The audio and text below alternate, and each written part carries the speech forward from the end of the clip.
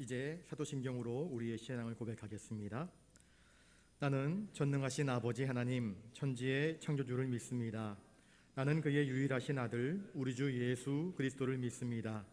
그는 성령으로 잉태되어 동정녀 마리아에게서 나시고 본디오 빌라도에게 고난을 받아 십자가에 못 박혀 죽으시고 장사된 지 사흘 만에 죽은 자 가운데서 다시 살아나셨으며 하늘에 오르시어 전능하신 아버지 하나님 우편에 앉아 계시다가 거기로부터 살아있는 자와 죽은 자를 심판하러 오십니다. 나는 성령을 믿으며 거룩한 공교회와 성도의 교제와 죄를 용서받는 것과 몸의 부활과 영생을 믿습니다. 아멘. 찬송가 260장입니다.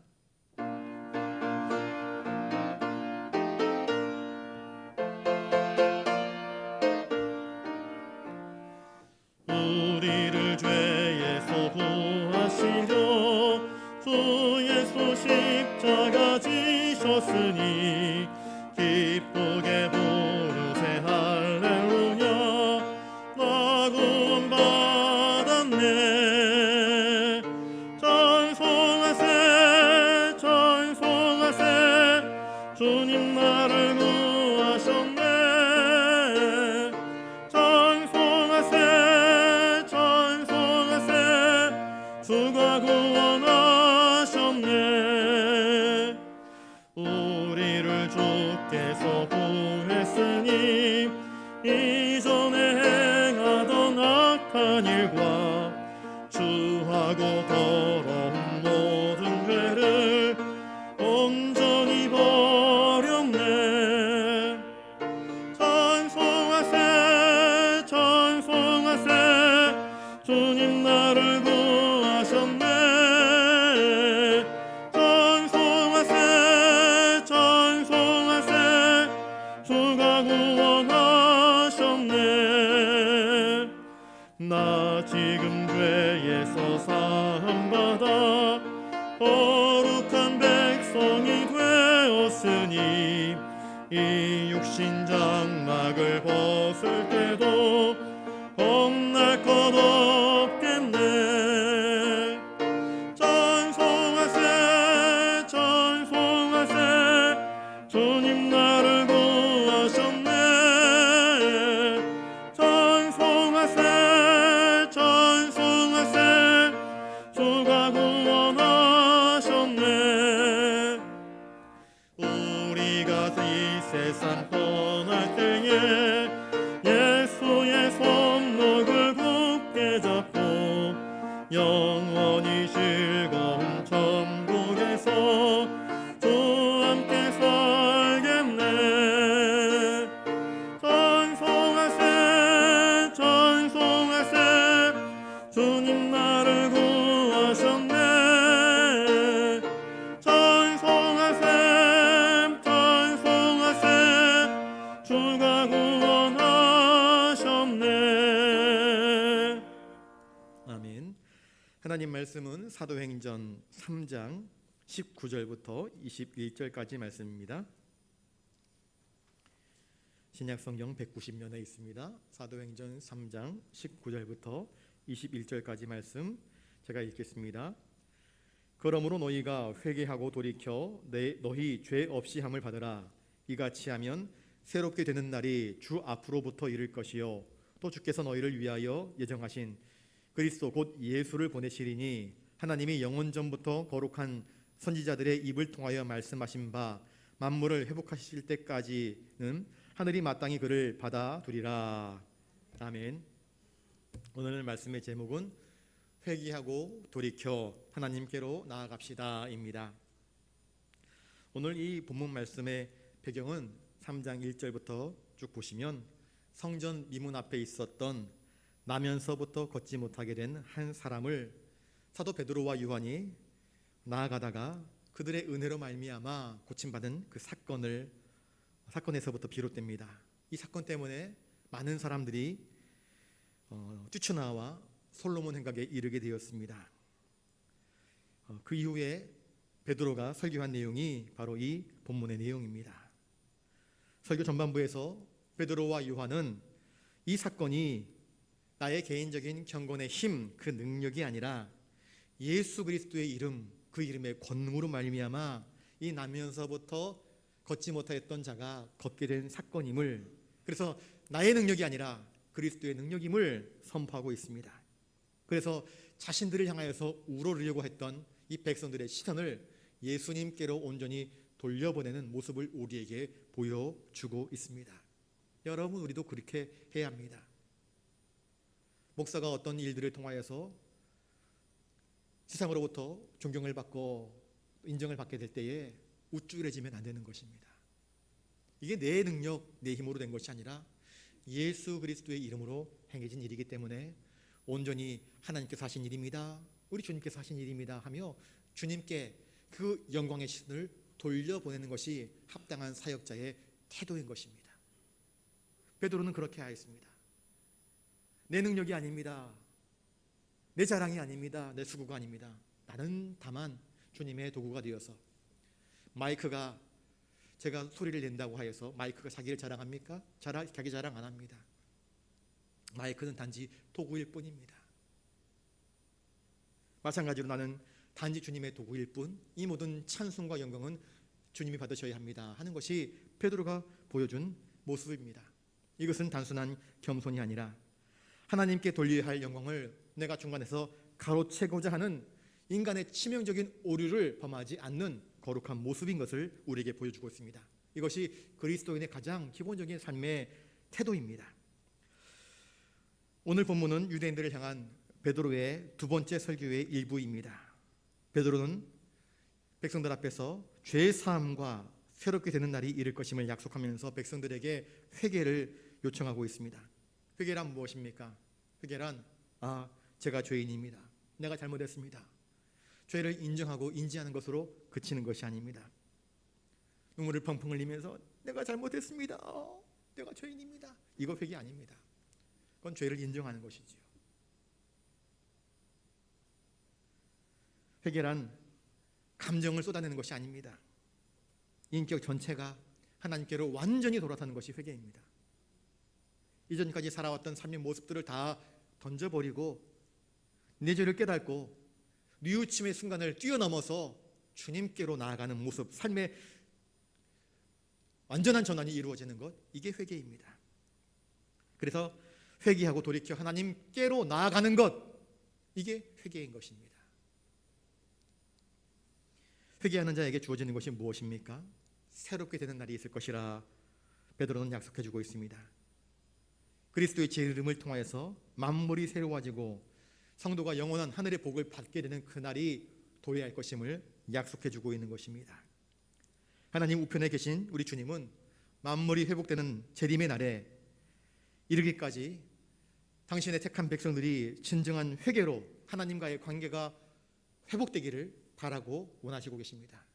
올해 총회 표요가 참 이 시기에 적당한 것 같습니다. 주여 이제 회복하게 하소서. 하나님과의 회복이 이루어지는 것이 참 중요합니다. 그럴 때 사람과 사람 사이의 회복도 이루어지는 것이기 때문입니다. 하나님은 우리가 하나님으로부터의 관계가 깨끗하게 회복되기를 원하시고 계시는 것입니다. 우리가 하나님께로부터 죄 없이 함을 받는 선제 조건은 회개인 것을 기억하실 수 있기를 바랍니다. 아까 말씀드렸다시피 회개는 무엇입니까? 저를 따라서 한번 해보겠습니다. 회개는 온전히 하나님께로 돌이키는 것입니다. 여러분, 하나님께로 돌이키는 자들의 특징은 무엇입니까? 우리의 모습이 주님의 모습을 닮아가는 것입니다. 우리 주님께서 마지막에 승천하셔서 하나님 보좌 우편에 계시지 않습니까? 우리가 나아가야 할 표대는 분명합니다. 저 위의 것을 향해서 나아가는 것입니다. 하나님께로 나아가는 것입니다. 회개는 마음을 쥐어짜고 눈물을 흘리는 것, 난 이제 그렇게 살지 않을 거예요 결심하는 것, 그게 아닙니다. 실제로 하나님께 나아가는 것이 회개입니다. 본문에서 말하는 회개란 헬라어로 메타노이아라는 말을 씁니다. 죄에서 완전히 떠나서 하나님을 향하여서 한 걸음 한 걸음 달려나가는 것입니다. 이 극적인 회개의 모습이 바로 누가복음 탕자 이야기에 나타나고 있습니다. 탕자는 어떤 사람이었습니까? 탕자는 죄악된 세상에서 허랑방탕한 삶에 찌든 우리들의 모습을 보여주고 있습니다. 자기 힘으로 살아보려고 몸부림쳤습니다. 나도 돈만 있으면, 나도 달란트만 있으면, 나도 아버지의 재물이 있다고 한다면 얼마든지 세상에서 떵떵거리며 살 수 있습니다 했던 사람이었습니다. 그런데 자기 힘 의지하고 자기 재주 의지하고 세상에 나아가서 살다 보니 쪽박을 찼습니다. 거지가 되었습니다. 남의 집에서 돼지들이 먹는 쥐엄나무 열매도 제대로 얻어먹지 못하는 비참한 신세가 되고 말았습니다. 그때 그가 깨닫는 것이 무엇입니까? 내 아버지 집에는 하인들도 이런 건 먹지 않는데 내가 왜 이 모양 이 꼴이 되었는가? 이렇게 살다가는 나는 굶어 죽겠구나. 마침내 죽겠구나. 아무도 알지 못하는 잊혀진 자가 되어버리고 말겠구나. 그러면 어떻게 해야 되겠나? 그래, 아버지께로 가자. 내가 아버지 집에서 나올 때는 아버지 앞에서 큰 소리 떵떵거리면서 나왔지만 이제 아버지께로 돌아갈 때 감히 아버지의 아들이라 일컬음받기가 부끄러우니 그저 품꾼의 하나로 아버지의 종들 중에 한 사람으로 나를 채용해달라고 부탁을 하자. 그러면 아버지가 들어주시지 않겠는가? 그 마음을 품고 아버지께로 나아갔습니다. 아버지께로 나아가는 그 발걸음은 사실 쉬운 결단이 아니었습니다. 죄악된 삶의 모든 것들을 다 내버리고 돌아가는 발걸음입니다. 아무런 약속도 없습니다. 그저 혼자만 기대하면서 나아갔던 것입니다. 타지에서 집을 향하여서 내딛던 그 발걸음은 사실은 아버지께로 가까이 나아가는 발걸음이었습니다. 이게 회개입니다. 아버지께로 나아가는 걸음, 한 걸음 한 걸음 아버지 하나님께로 나아가는 걸음이 되어야 하는 것입니다. 탕자는 아버지께로 돌아가 이제는 이전과 다른 삶을 살게 됩니다. 아버지의 은총을 얻게 됩니다. 아버지의 용서를 얻게 됩니다. 아버지가 그를 끌어안습니다. 목을 어긋만끄며 서로 끌어안고 웁니다. 너는 죽은 줄로 알았던 내 아들이라 그러면서 그를 환영해 줍니다. 새신을 가져오라, 새 옷을 가져오라, 어린 양을 잡으라, 잔치를 베풀어 줍니다. 하나님을 향해서 돌이키는 것이 진정한 회개인 것을 탕자는 우리에게 보여주고 있습니다. 이 회개는 우리에게 새로운 잔치를 맛보게 하여 줍니다. 새롭게 되는 날을 맞이하게 될 것입니다. 이처럼 우리는 언제 어디서나 하나님을 찾으며 하나님께로 나아가는 삶을 살아야 합니다. 두 번째, 회개는, 저를 따라서 해보겠습니다. 회개는 수직적인 고백과 수평적인 고백이 공존할 때 열매를 맺습니다. 회개는 먼저 하나님께 하는 것입니다. 이게 수직적인 고백입니다. 또한 수평적이란 무엇입니까? 내 이웃들과에 대한 죄의 고백이 이루어져야 한다는 것입니다. 우리가 하나님께 죄를 범하였으면 하나님께 수직적인 고백을 해야 됩니다. 인생을 살면서 우리가 사람과 사람 사이에 수평적인 관계에서 벌어지는 일들이 얼마나 많이 있습니까? 이건 역시도 해결해야 되는 것입니다. 하나님께 나와 제물을 드리려고 할 때에 먼저 형제와 화해하지 못한 것이 생각나거든 잠시 그 제물을 내려놓고 먼저 가서 화해한 다음에 하나님께로 나와서 예물을 드리라 말씀하고 있지 않습니까? 사람과의 관계가 온전하지 못하면 참다운 예배를 드릴 수 없는 것입니다. 남편과 아내가 서로 싸웠습니다. 교회 나와서 예배를 드립니다. 예배가 온전히 드려질까요? 예배 드리는 순간순간마다 그 사건들이 떠오르면서 온전한 예배가 되지 못하지 않습니까? 그러므로 진정한 회개란 수직적인 고백과 더불어서 수평적인 고백이 이루어져야 비로소 온전한 회개에 합당한 열매를 맺을 수 있는 것입니다. 베드로는 너희, 즉 공동체의 회개를 요청하고 있습니다. 이는 에스라의 회개 운동에서도 찾아볼 수 있습니다. 에스라 때에 어린아이들을 포함한 귀향한 모든 공동체의 사람들은 모두 함께 나와서 하나님 앞에서 통회하며 참회하며 눈물 흘리며 기도했습니다. 범죄는 공동체에게 해를 끼치지만은요, 회개는 공동체에 엄청난 유익을 끼칩니다. 회개는 공동체를 정화시키는 놀라운 하나님의 은총이기 때문입니다. 그 예로 여리고성을 점령한 정벌한 이스라엘 백성들은 아간 한 사람의 죄 때문에 아이성에서 참패하고 말지 않습니까? 그래서 이 아간의 죄를 하나님은 구체적으로 찾아내기를 원하셨습니다. 여호수아는 누가 우리들 중에 하나님께 범죄했는가 그 범인을 추적해 나갑니다. 자, 반면에 죄를 지었던 니느웨 사람들은 요나가 가서 하나님 말씀을 선포할 때에 그들은 대각성 운동을 벌입니다. 왕으로부터 시작하여서 말 못하는 짐승에 까기까지 회개를 선포합니다. 이처럼 회개 운동을 벌일 때 하나님은 뜻을 돌이켜서 재앙을 내리지 아니하신 사건을 성경이 우리에게 보여주고 있지 않습니까? 이처럼 회개하는 자는 영원한 생명을 선물로 받을 뿐만 아니라 천국의 소망을 받게 되는 것입니다. 우리는 회개를 통해서 앞으로부터 주님으로부터 우리에게 주어지는 새롭게 되는 날, 곧 죄 없이함을 받게 되는 것입니다.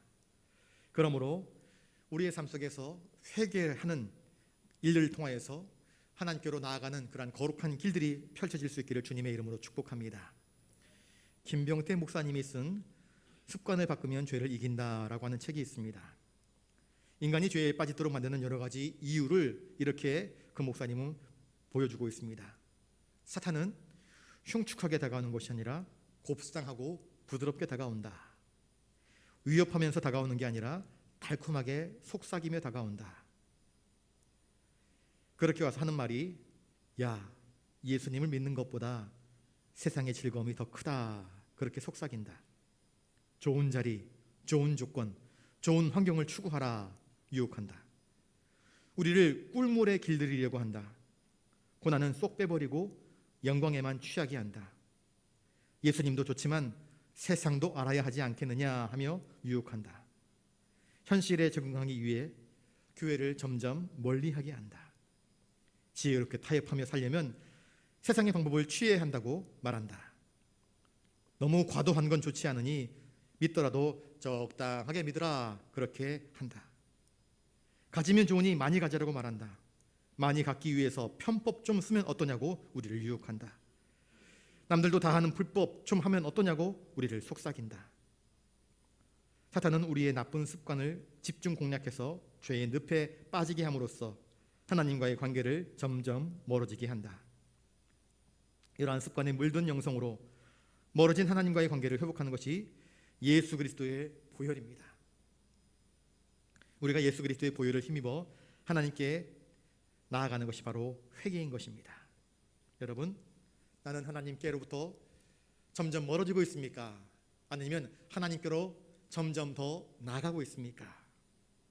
우리 자신의 영적인 내비게이션을 한번 켜보실 수 있기를 바랍니다. 나는 어디쯤에 머물고 있는가? 하나님, 세상, 그리고 나는 지금 위로 나아가고 있는가? 아래로 추락하고 있는가? 살펴볼 수 있기를 바랍니다.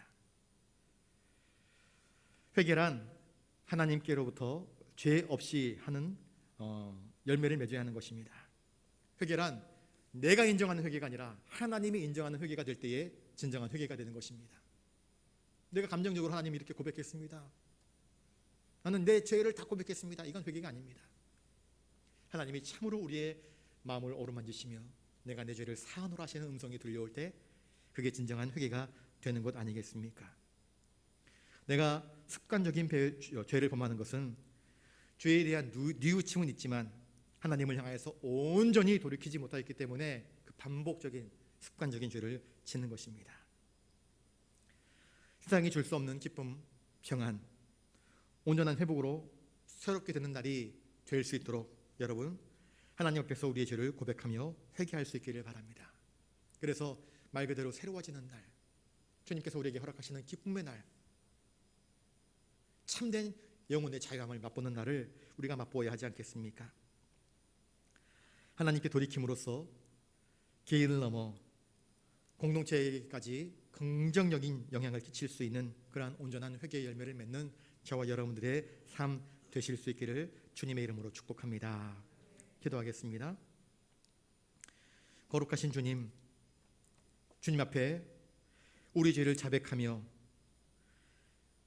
감정적으로만의 고백이 아니라 하나님께로 나아가는 회개를 통하여서 새롭게 되는 날을 바라보게 해주시는 하나님의 은총을 깨닫습니다. 이 땅에서 살아가는 우리가 거룩한 하늘나라를 바라보며 소망을 품게 하여 주시옵소서. 주님을 향해 끊임없이 죄에서 돌이키게 하여 주시옵소서. 죄의 사슬들을 끊어낼 수 있도록 도와주시옵소서. 내가 하나님 앞에서 또한 내가 속한 모임과 공동체와 교회가 하나님 앞에 회개함으로 하나님과의 관계뿐만 아니라 사람 대 사람과의 관계, 또한 우리가 속한 공동체의 회복이 이루어지게 하여 주시옵소서. 우리를 화평하게 하시는 존귀하신 예수님의 이름으로 기도드리옵나이다. 아멘. 찬송가 273장입니다.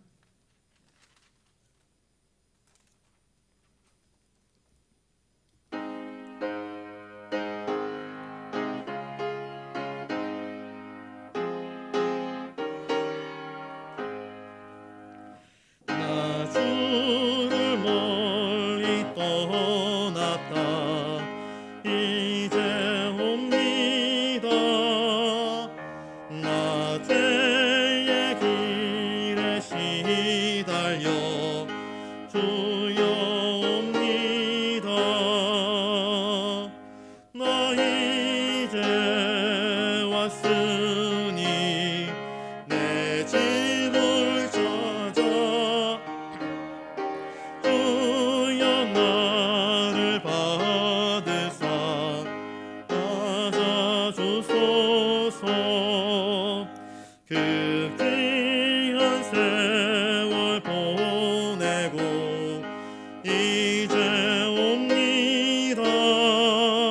나 뉘우치는 눈물로 주여 옵니다. 나 이제 왔으니 내 집을 찾아 주여 나를 받으사 맞아주소서. 나 죄에 매여 고달파 이제 옵니다. 주 크신 사랑 받고자 주여 옵니다. 나 이제 왔으니 내 집을 찾아 주여 나를 받으사 맞아주소서. 이 병든 마음을 고치려 이제 옵니다. 큰 힘과 소망 바라고 주여 옵니다. 나 이제 왔으니 내 집을 찾아 주여 나를 받으사 맞아주소서. 나 바랄 것이 무언가 주 예수 날 위해 죽임 당하심 믿고 옵니다. 나 이제 왔으니 내 집을 찾아 주여 나를 받으사 맞아주소서. 이제는 우리 구주 예수 그리스도의 은혜와 하늘 아버지의 놀라우신 사랑하심과 성령의 감동 감화 역사 교통하심이 우리의 죄를 깨닫고 죄에서 돌이켜 하나님께로 한 걸음 한 걸음 더 나아가기를 다짐하는 사랑하는 부산 영락교회 모든 믿음의 권속들 머리 위에 이제로부터 영원토록 함께하옵시기를 간절히 축원하옵나이다. 아멘.